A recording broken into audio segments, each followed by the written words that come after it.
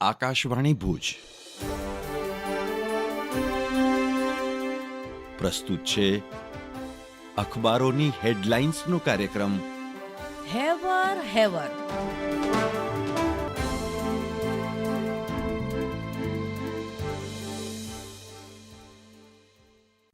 હું દીપા દુબલ. ગુજરાત માધ્યમિક અને ઉચ્ચતર માધ્યમિક શિક્ષણ બોર્ડ ગાંધીનગર દ્વારા ધોરણ 12 સામાન્ય પ્રવાહ અને વિજ્ઞાન પ્રવાહનું પરિણામ જાહેર કરવામાં આવ્યું. સામાન્ય પ્રવાહમાં બોર્ડનું પરિણામ 93.7% જેટલું રહ્યું છે, જ્યારે વિજ્ઞાન પ્રવાહનું પરિણામ 83.51% રહ્યું છે. કચ્છનું પરિણામ સામાન્ય પ્રવાહમાં 95.5% અને વિજ્ઞાન પ્રવાહમાં 83.23% જેટલું આવેલ છે. વિશેષ વિગતો આપતા કચ્છ જિલ્લા શિક્ષણ અધિકારી શ્રી સંજયભાઈ પરમારે જણાવ્યું હતું કે આ વખતે સામાન્ય પ્રવાહમાં 150 જેટલી સંખ્યામાં બાળકોએ A1 ગ્રેડ મેળવેલ છે, જ્યારે વિજ્ઞાન પ્રવાહમાં 17 જેટલા વિદ્યાર્થીઓએ A1 ગ્રેડ મેળવેલ છે. કચ્છમાં સૌથી વધુ પરિણામ માંડવી કેન્દ્રનું, જ્યારે સૌથી નીચું પરિણામ અંજાર કેન્દ્રનું રહ્યું છે. આ વર્ષે સરકારી શાળાઓએ પણ 100% સિદ્ધિ હાંસલ મેળવવામાં મોખરાનું સ્થાન મેળવ્યું છે.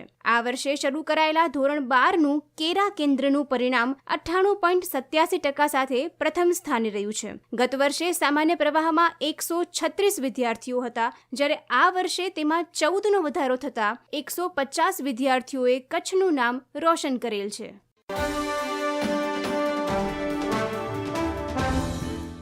નમસ્કાર, હું મનોજ સોની. કચ્છ મિત્રના અંદરના પાને સમાચાર છે કે ગુજરાતમાં ટૂંકમાં 6 સ્થળે નવા હેલીપોર્ટ, 6 સ્થળે નવી એર સ્ટ્રીપ. ગુજરાત સરકાર અને એરપોર્ટ્સ ઓથોરિટી ઓફ ઇન્ડિયા વચ્ચે MOU કરાયા. અન્ય એક સમાચારમાં ગાંધીધામ મહાનગરપાલિકા મનપા કોમ્યુનિટી ટાઉનો પાછળ 40 કરોડ ખર્ચશે. DC2માં કોન્ટ્રાક્ટરે ખર્ચો કર્યો. સરદાર પટેલ ટાઉન હોલનું નવીનીકરણ સંભવ. કચ્છ મિત્રના છેલ્લા પાને બાબુ માતંગનો અહેવાલ છે કે પાવરપટ્ટીમાં બાંગ્લાદેશીઓને શોધવા સઘન તપાસ. નિરોણા, ભીમાસર, પાલનપુર, બાડી વગેરે ગામોમાંથી 62 પરપ્રાંતીય મહિલાની તપાસ. કોઈ બાંગ્લાદેશી નહીં. અગાઉ આ પંથકમાંથી 2 બાંગ્લાદેશી ઘૂસણખોર જબ્બે થઈ ચૂક્યા છે.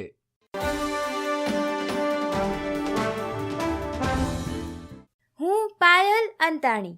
દિવ્ય ભાસ્કરના ભુજ ફ્રન્ટ પેજના સમાચાર છે. આજે વિશ્વ અસ્થમા દિવસ. કચ્છનું ધૂળિયું વાતાવરણ શ્વસન રોગોનું મુખ્ય કારણ. દિવ્ય ભાસ્કરના કચ્છ ભાસ્કરમાં સમાચાર છે. ગૃહ મંત્રાલયે મોક ડ્રીલ અને નાગરિક સંરક્ષણ તાલીમની સૂચના આપી એ પહેલા સરહદી જિલ્લો તમામ રીતે તૈયાર. ભારત પાકિસ્તાન સીમાએ કચ્છમાં 7,504 નાગરિકો સંરક્ષણની તાલીમથી સજ્જ. દિવ્ય ભાસ્કરના છેલ્લા પાને સમાચાર છે. હાઈ એલર્ટ વચ્ચે કચ્છમાં મોડી રાત્રે ભારે પવન સાથે વરસાદ. મોટાભાગના જિલ્લામાં વેગીલા વાયરા સાથે ધૂળની ડમરીઓ ઉડી. વાગડમાં કરા સાથે ઝાપટા થયા.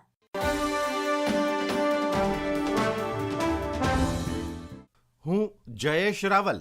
ગુજરાત સમાચારના છેલ્લા પાને હેડલાઇન છે. ગુજરાતમાં એકાએક વાવાઝોડાથી જનજીવન ખોરવાયું. તોફાની પવન સાથે માવઠું, 5ના મોત. ગુજરાત સમાચારના પહેલા પાને હેડલાઇન છે. વકફ કાયદા મુદ્દે આગામી CJI ગવાઈની બેન્ચ દ્વારા સુનાવણી કરાશે. 13મી મેએ CJI ખન્ના નિવૃત્ત થશે. મારા કાર્યકાળના અંતિમ તબક્કામાં હું કોઈ આદેશ કે નિર્ણય અનામત રાખવા નથી માંગતો. CJI ખન્ના. ગુજરાત સમાચારના વ્યાપાર પેજ પર સમાચાર છે. સોનામાં ₹1,500 તથા ચાંદીમાં ₹1,000નો ઉછાળો. ક્રૂડમાં ઘટાડો. વૈશ્વિક સોનું ફરી ઉછળી $3,300 કૂદાવી ગયું.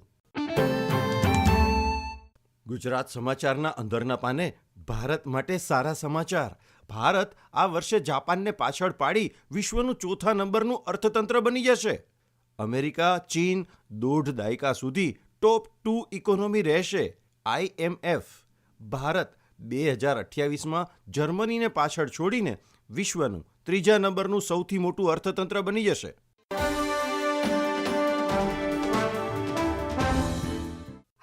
ઈશા ઉપાધ્યાય. સંદેશના અંદરના પાને સમાચાર છે. નેત્રાની મફતનગર પ્રાથમિક શાળાના આચાર્યને પર્યાવરણ સંરક્ષણ એવોર્ડ, ચકલી બચાવો અને પ્લાસ્ટિક વેસ્ટ મેનેજમેન્ટની પ્રવૃત્તિ બિરદાવાઈ.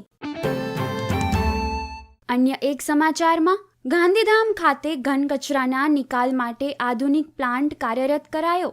ડીપીએ દ્વારા સ્વચ્છ ભારત મિશન અંતર્ગત સકારાત્મક પહેલ. 100 ટન ક્ષમતાનો મટીરીયલ રિકવરી ફેસિલિટી પ્લાન્ટ અને 50 ટન ક્ષમતાનું કમ્પોઝિંગ યુનિટ તૈયાર કરાયું.